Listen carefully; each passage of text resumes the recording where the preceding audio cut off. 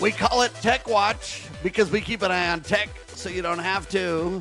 I'm Sam Bushman, Jay Harrison with me. NetworkProvidersInc.com, our sponsor. You want a friend in the IT business? Think NetworkProvidersInc.com. They've got everything when it comes to IT, including strategic consulting. Check it out today, NetworkProvidersInc.com. The show, NPITechGuys.com. If you want us to build your website, NPIHosting.com is where you go for all that stuff.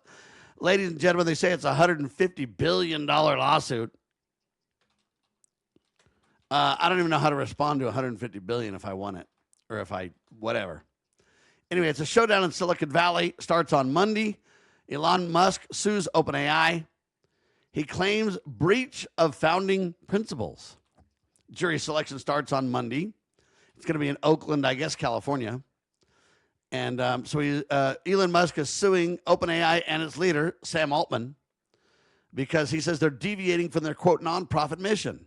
Musk claimed OpenAI, now valued at $730 billion, pursued profits over public good, a shift for which he says, hey, we need leadership changes and $150 billion in damages.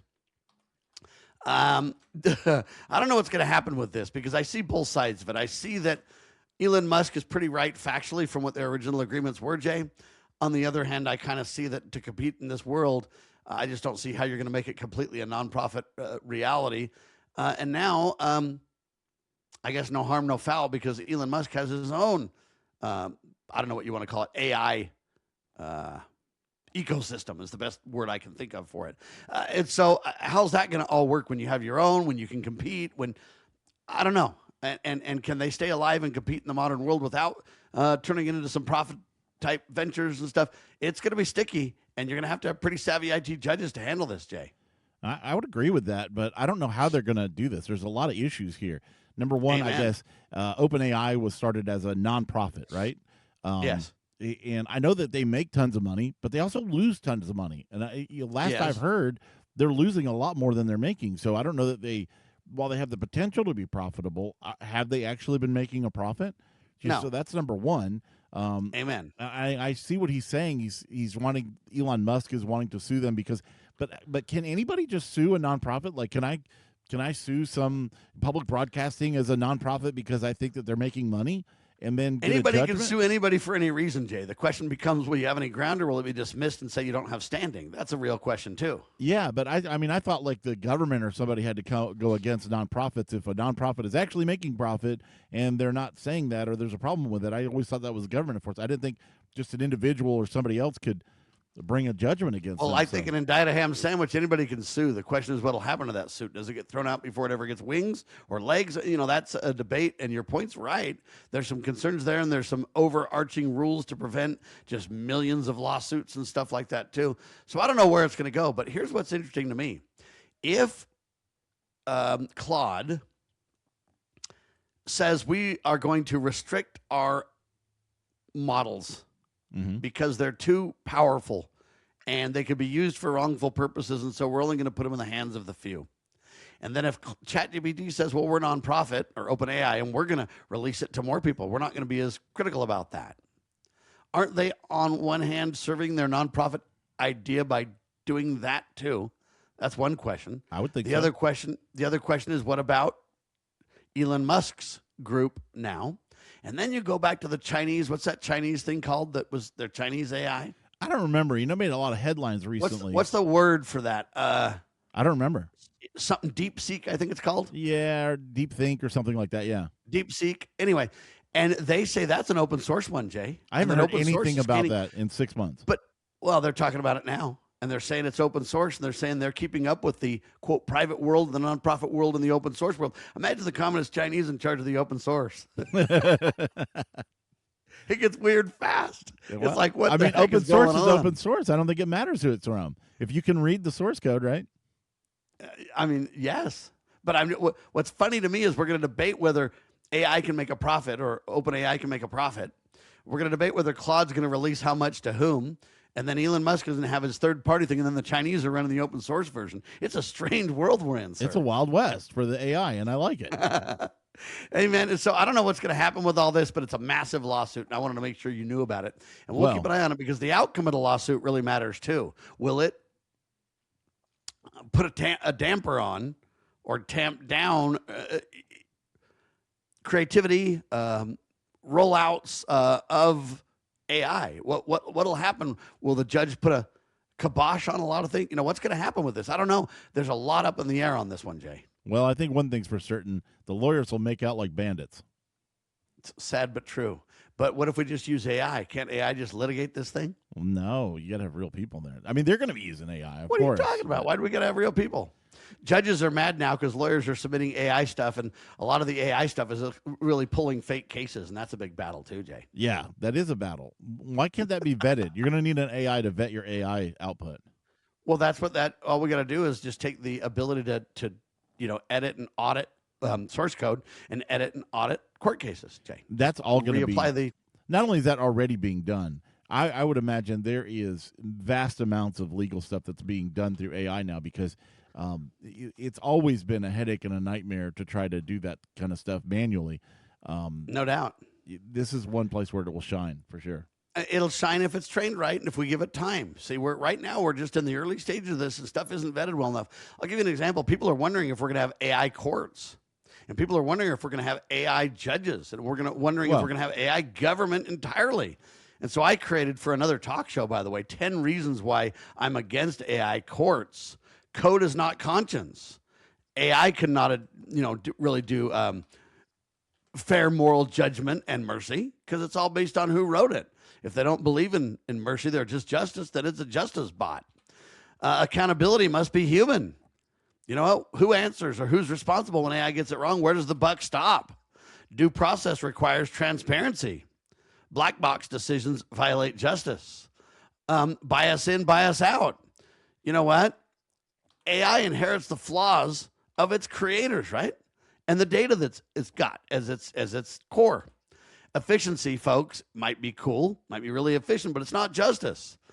Okay? Faster decisions aren't always better decisions. What about the human element? What about your gut? What about your heart? What about your rights cannot be automated away, folks? They come from God Almighty, not government in the first place. Constitutional protections require human vetting or human defense, if you will. No soul, no stakes. AI has no skin in the game, no consequences or anything else. Centralized control risk. AI governance concentrates power dangerously if you're not very careful. You don't have checks and balances. AI just becomes judge, jury, and executioner. And then finally, appeal to whom? Who are you going to appeal to? If there's a machine, who are you going to appeal to, right? And then finally, it needs to be our tool, not our ruler, Jay. AI should assist us all. I get it. But as we always say for Tech Watch, let's have tech serve us, not own us, Jay. Isn't that the bottom line for this thing? Yeah, there's a new movie on Amazon called Mercy. It's got Chris Pratt in it, and it's all about an AI judge. I don't know if you've seen that. What do you think? Yeah, I've heard about it. I haven't seen it. I actually watched it. You watched it? Yeah, a week or so ago, and I thought it was pretty good. I thought it was decent. It was. Do you think an AI judge can provide mercy, Jay? Well, I don't want to give any spoilers for those who haven't seen it, but it does make you think a little bit, and it's a decent movie, So, well, it depends on who writes the AI and who writes the LLM, right? If it's a topic you're interested in, you should check it out. All right. Anyway, that's your homework, Sam. Stuff. Watch that. I don't mean to go off on that, but I really want people to kind of understand this is serious Those business. are great points. AI is in everything we're doing, folks. And I'm telling you right now, we can say, well, let's talk about something else for a change. I'm telling you, it's the freight train. Yeah, It's the freight train.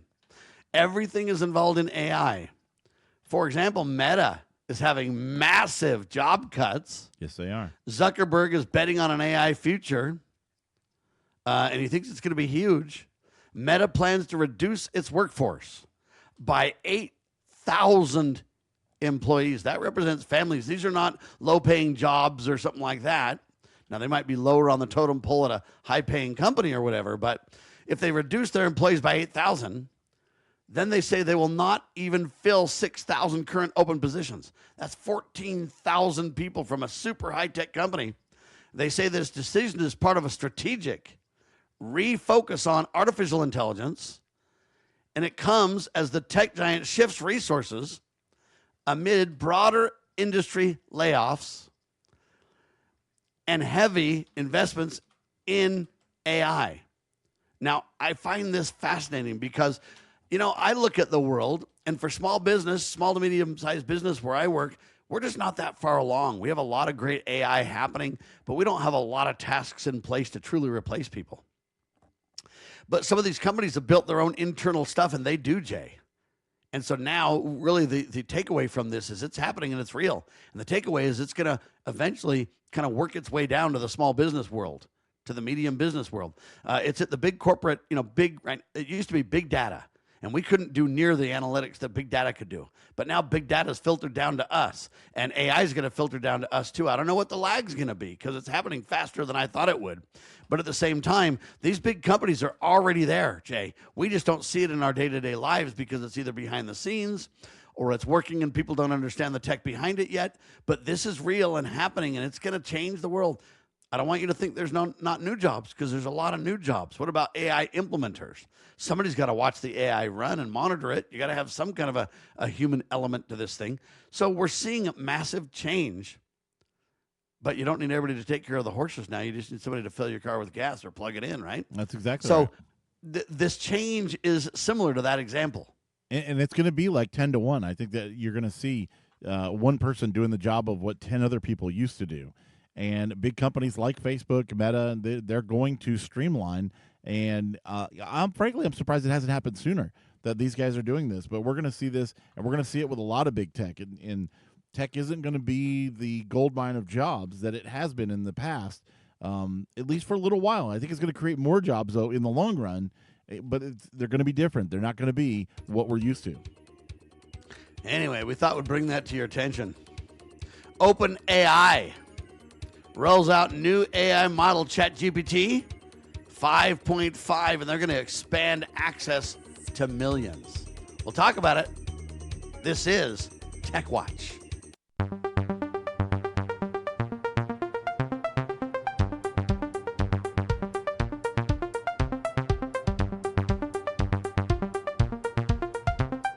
Along, my fellow Americans, Tech Watch. We keep an eye on tech so you don't have to.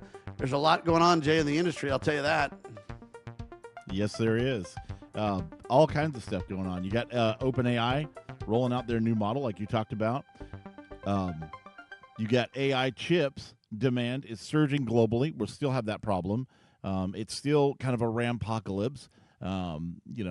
They're driving major gains for semiconductors and chips like Intel. But even AMD, even memory chips, even things from, Samsung and everything else are going up. They're driving the price up like crazy.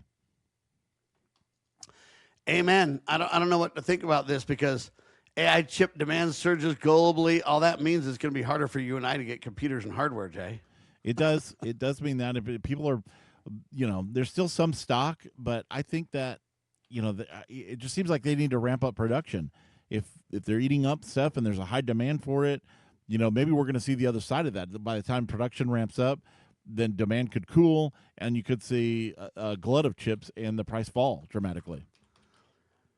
I really think when you have a massive new, I don't know what you want to call it, use case is the best description I can come up with. You need to kind of fuel that yourself. So if my new use case requires tons of new tech, they really need to build their infrastructure around fulfilling that use case with hardware, with electricity, with whatever the case may be. And I think of that when it comes to like digital currencies or some of these kind of things, cryptos and stuff. They're kind of the same way. They take so much computing power and so much processing and so much this and that. They kind of need to build their own infrastructure to support their use. Same thing with plug-in vehicles and stuff like that.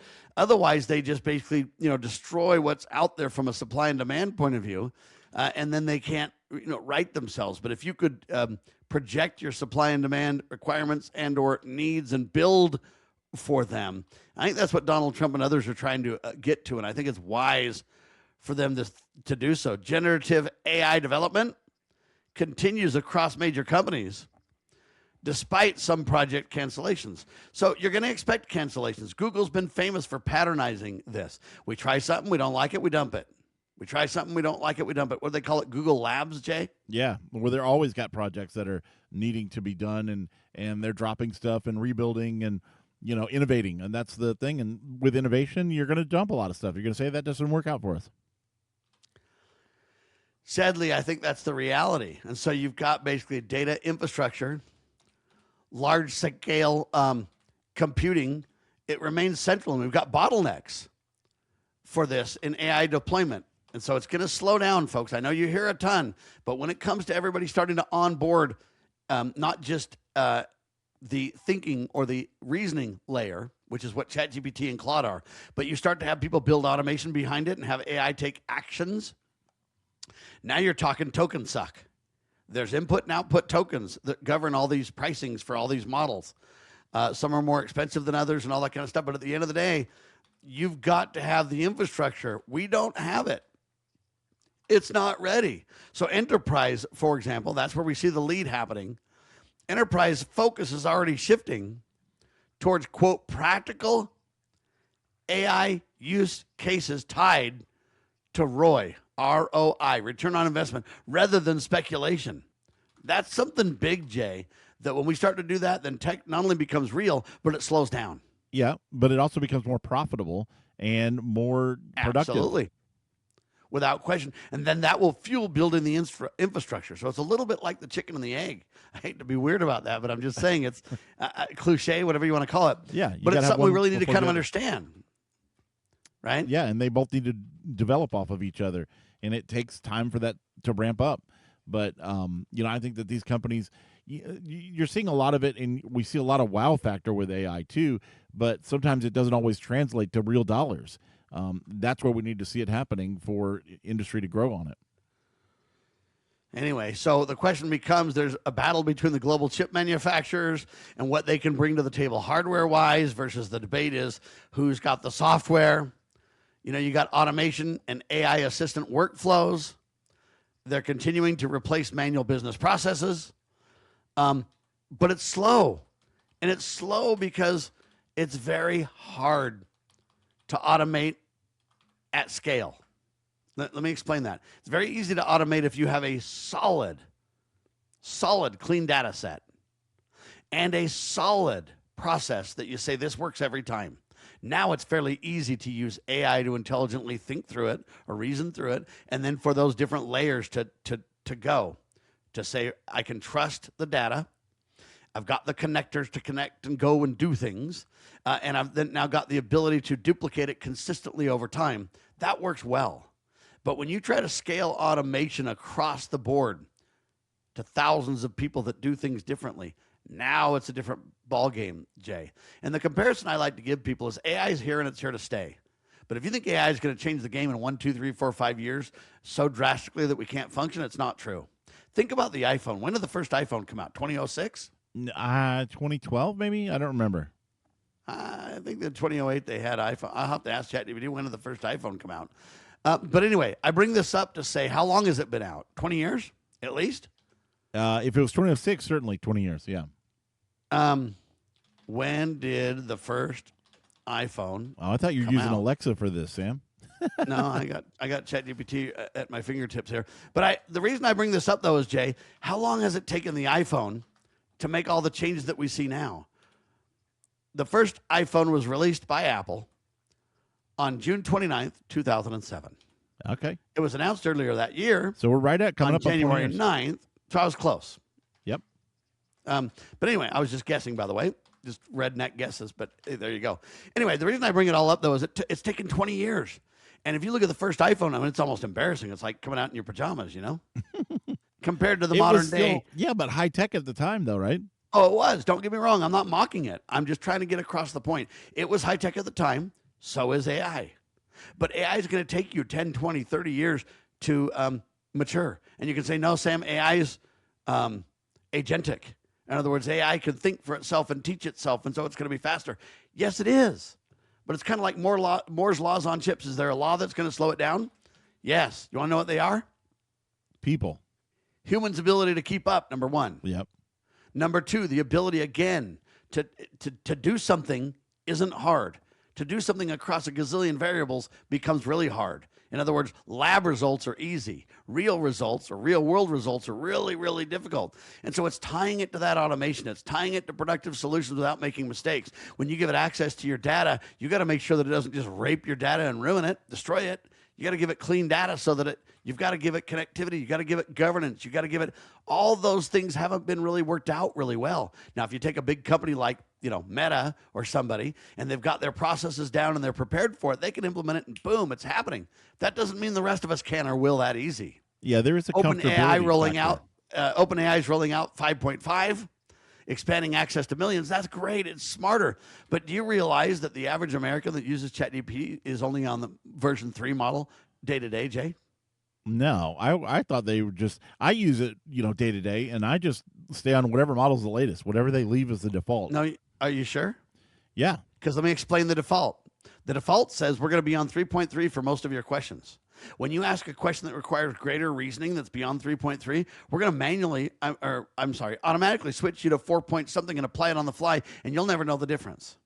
Yeah, so now it's called auto mode, and that's the default. And why are we doing that? Because it saves tons of money on tokens, Jay. Yeah, I bet it does. And I don't think there's anything wrong with that. It's not dishonest by ChatGPT. Now, that's the difference between Claude. If you choose Claude and choose the latest Opus model and everything, you're spending tokens and money big time. It's super reasoning, thinking, latest, greatest, and everything else, but it's way expensive. And so most people are saying, let's have the auto mode. And so I asked ChatGPT, what am I on? And it said, well, you're on the auto mode, and by default, you're running 3.3, and we upgrade to 4 point something whenever we need to if you have a question that requires it. And I said, well, do I have 5 at my fingertips? And they said, not yet. When you will, it'll be sparingly used on this variable thing. Now, you can force a certain engine, right? But by default, that's what it does. Yeah, and on the app is the same way. It has an option. On default, you're just on instant, but it has thinking, and you can configure it. You can force it to go to but instant and thinking are switching between those engines behind the scenes. Those are the numbers that I was giving you. Yeah. When you say instant, it's 3 point something. When you say thinking, it's 4 point something right now. Agreed. So when you ask it a question and it takes you 30 seconds to answer, it's using one of those more advanced models. Yes. But so, I mean, you're right in that people are day to day, they're using probably 3. I mean, if you ask it what year was the iPhone, released, that's an easy question. It doesn't need this massive thinking model to get there. It Exactly. just doesn't. So I think it's incredibly smart. Anyway, I love it. I like to keep an eye on tech. Hopefully what we talk about brings it down to the kitchen table for you and makes things usable. Hopefully it's a little bit of entertainment and fun along the way as well. Spread the word, tell all your friends. NPITechGuys.com is our website. Check out the radio and the video versions. NPITechGuys.com. Brought to you by NetworkProvidersinc.com. Make it a great day, will you?